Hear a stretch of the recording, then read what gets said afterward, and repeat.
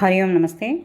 Let us chant Srimad Bhagavad Gita, second chapter, Sankhya Yogaha, Shlokas 37 and 38.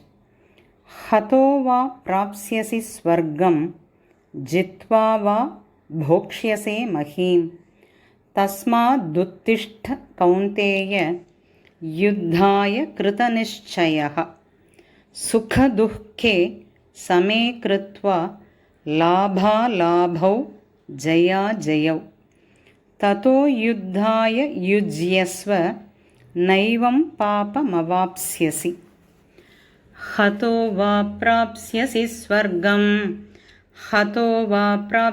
स्वर्गं जित्वा वा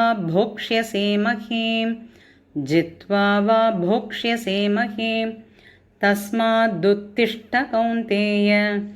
तस्मादुत्तिष्ठ कौन्तेय युद्धाय कृतनिश्चयः सुखदुःखे समे कृत्वा